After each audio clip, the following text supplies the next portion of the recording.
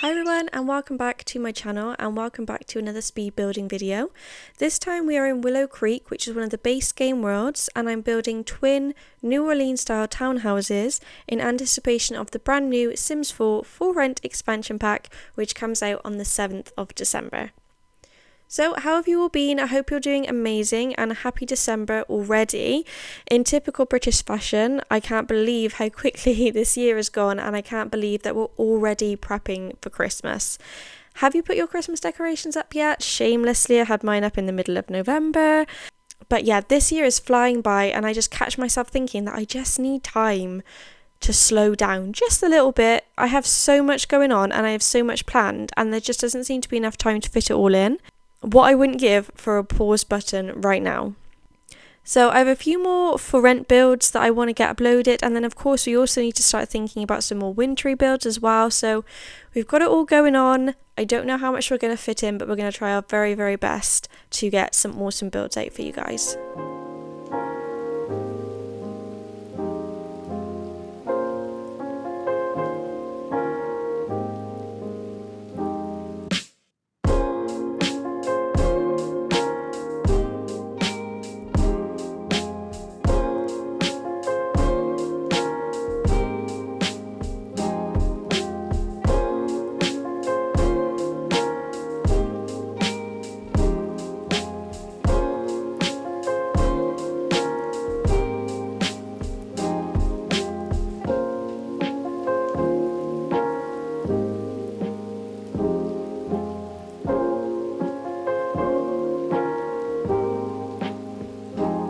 So as I said, this build is a set of two New Orleans style townhouses. Obviously, as of right now, they are being built just as residential lots, but once the new expansion pack drops, then they will be uploaded to the gallery as the new residential rental lot type. These builds end up having 3 floors each, with an open plan kitchen, living room and dining room with small bathroom. And then upstairs they also have 3 to 4 bedrooms along with another couple of bathrooms. Outside there are both front and back gardens fully landscaped and decorated. And there are also basements underneath each of these houses as well, in the event that you just need a little extra room for those larger families.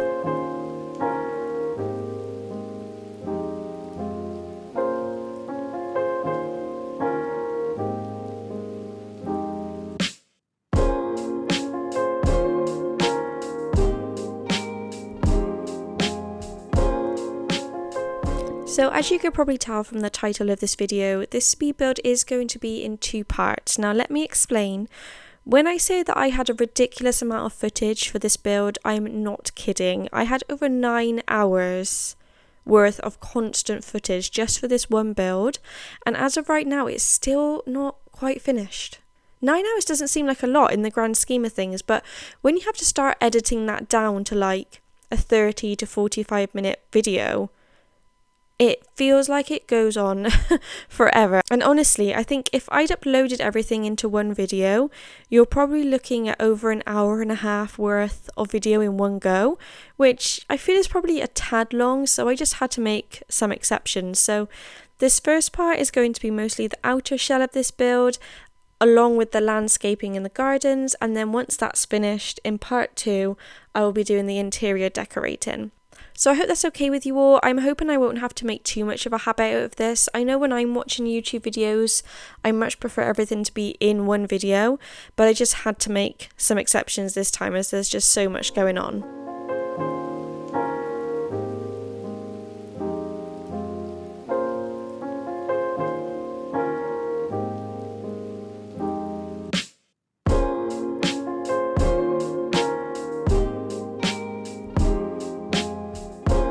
So just talking a little bit more about this build as we're moving through. As I said, this build is located in Willow Creek in the Courtyard Lane neighbourhood.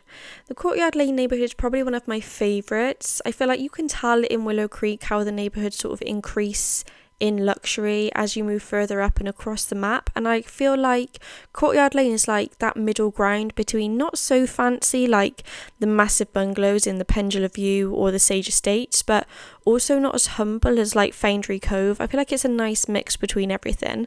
So the lot that I'm building on originally had the Brook Bungalow home on it, and I wanted to use this lot as it's one of the largest in this neighbourhood and it just offered more space compared to the others in this area. So this lot space is a 40 by 30 lot. However, if you wanted to place this somewhere else, of course you can. I just wouldn't recommend a lot that is smaller than a 40 by 30. And the reason I say this is because the landscaping I do is pretty much right up to the edge of the boundary, and placing this build on a lot that is too small will delete anything that doesn't fit. And also, while we're on the subject of lot placement, I would also highly recommend that you enable the move objects on sheet before placing this build down. I say this in every video, and I say this because I use the tool mod and I also have the move objects on sheet on all the time, so it's never turned off. I'm constantly alt placing items, and placing this build without enabling that cheat could cause some of the pieces to delete themselves or go into your household inventory. So if you want the build to look exactly like it is in this video, I would 100% recommend you enable that cheat, just to make sure that you don't get any auto delete items disappearing on you.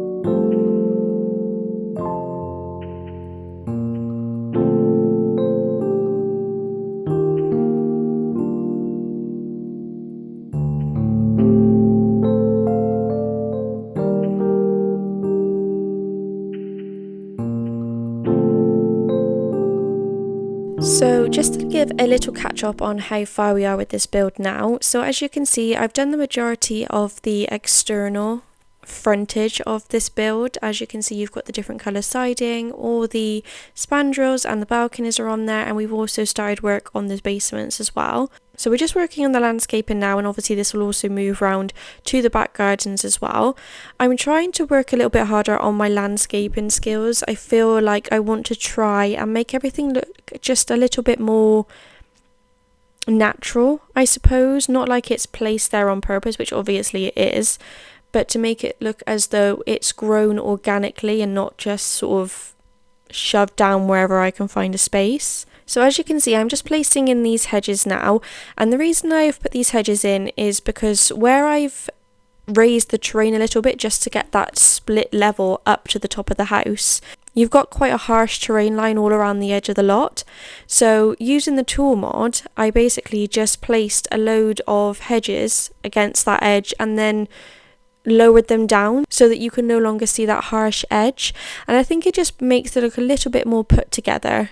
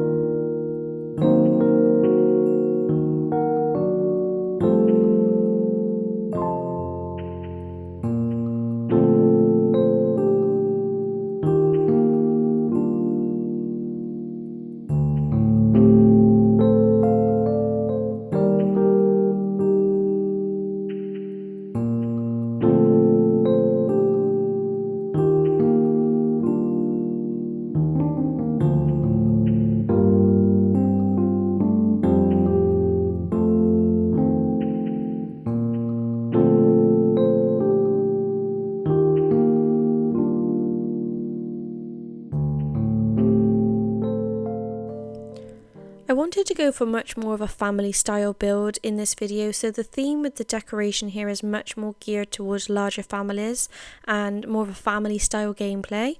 So as you can see, we're working on the back gardens now, and I'm just trying to do a little bit of terrain manipulation, which is another skill that I'm trying to work on. I was doing a bit of research on Pinterest, and I like the idea of having multiple levels in the back garden. I felt like this added a little bit of character rather than just having a flat bed of grass. The gardens that I'm putting in aren't necessarily New Orleans style, but as these builds were pretty similar, I wanted to create the gardens with two different styles. So one garden is more of a country style, a little bit more laid back with lots of plants and a pond, and then the other garden is much more of a modern style. It's got neater hedgerows and multiple family areas. Both gardens do have barbecues as well, so they are available for larger family get-togethers and things like that.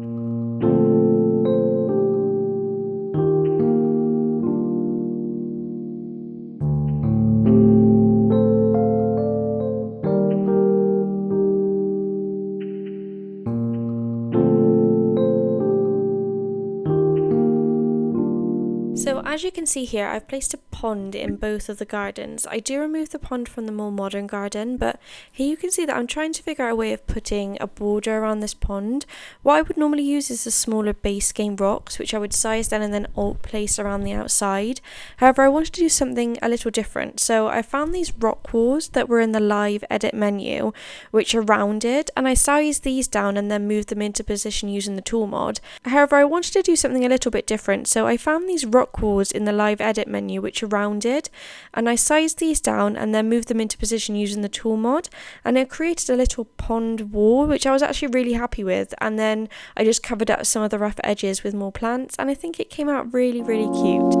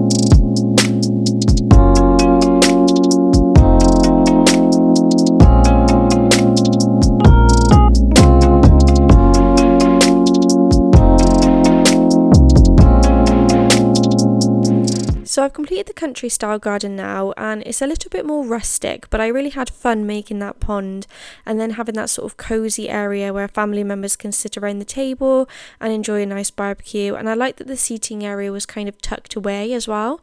So we're moving on now to the more modern style garden, and you can see that I was trying to use the pergolas I believe that's what they're called, to create sort of a sheltered area, but it didn't quite look right, so I ended up using some wall decals. I'm not quite sure what they're called, if I'm honest, but they're from the wall ornaments category in the catalogue, and they're supposed to snap to walls.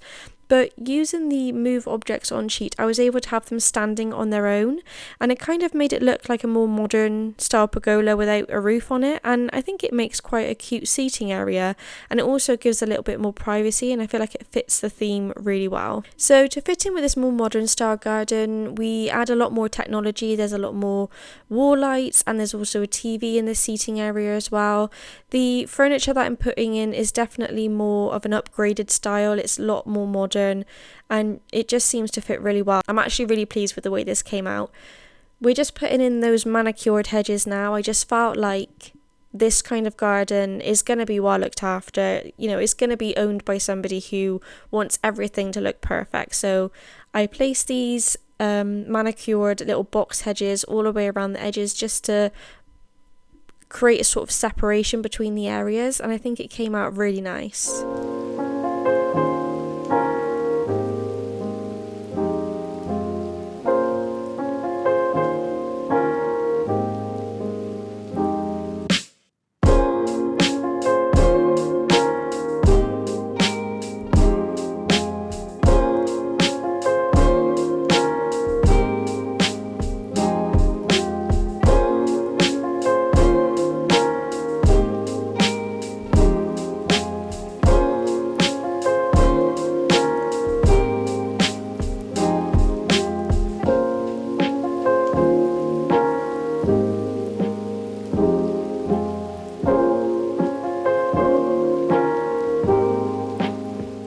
So I'm going to leave this voiceover here just while we're coming up to the last finishing touches. I really hope you enjoyed this video, and as I said before, part 2 will be coming up as soon as I possibly can.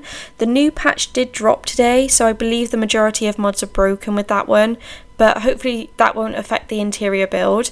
I think what I'm going to do is upload this empty shell version of the build to the gallery, so if anyone would like to decorate this to their own style, then of course you can do that, and then once I've done the internal decoration, I'll upload the completed version as well, and that way you can choose which one you'd like to use.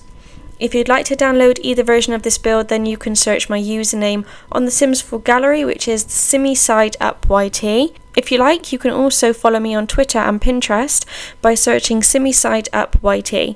Please like this video if you enjoyed it, and consider subscribing if you haven't already, and I will see you in the next video. Bye everyone.